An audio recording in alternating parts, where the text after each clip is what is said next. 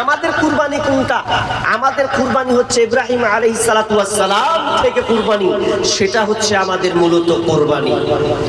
এই কুরবানি এর অনেক তাৎপর্যপূর্ণ কিছু কথা আছে যেগুলো আমাদের সকলকেই জানতে হবে। আপনি যে কুরবানির ইচ্ছা পোষণ করেছেন যে আমি কুরবানি দেব, তো আপনাকে এই টার্গেটগুলো আগে রাখতে হবে, তাহলে আপনার কুরবানি কবুল হবে। কুরবানিকে আপনি কি ইচ্ছায় কুরবানি দেবেন?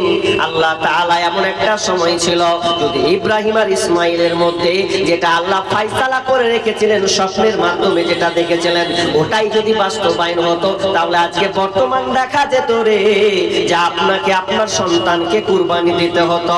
কিন্তু আল্লাহ এটা চাননি। কেমন হয়েছে? ইব্রাহিম আলাইহিস সালাম একজন ইরাকের ব্যাবিলন শহরের একজন মানুষ, এই নবী, তিনি আপনার কিনা বিয়ে হয়েছে 80 বছর হলো, এরপরও তার কোলে কোনো সন্তান নাই। আল্লাহ তাকে কোনো সন্তান দেয়নি। 86 বছর বয়সে আল্লাহ তাআলা তাকে একটি সন্তান দান করেছেন, যার নাম হচ্ছে ইসমাইল আলাইহিস সালাম।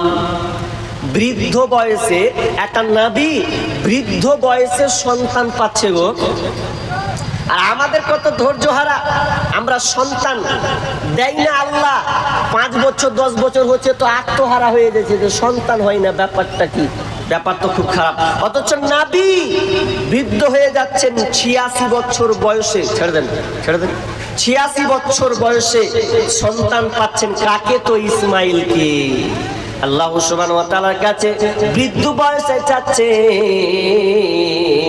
রব্বি হাবলি মিনাস সালিহিন, হে আল্লাহ তুমি আমাকে একটি সন্তান, নেক সন্তান দান করো।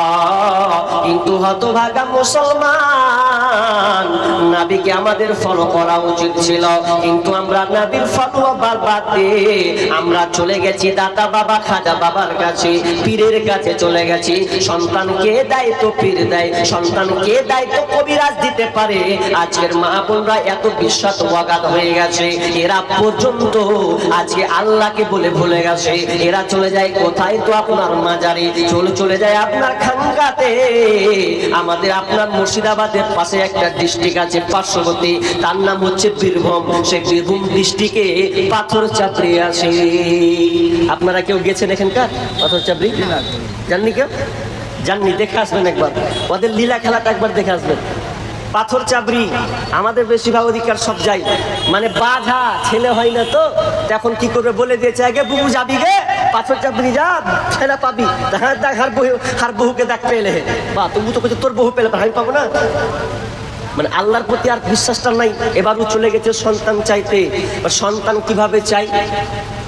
সন্তান চাই কিভাবে ওরা জানেন? আপনাদের ক্যাপাসিটি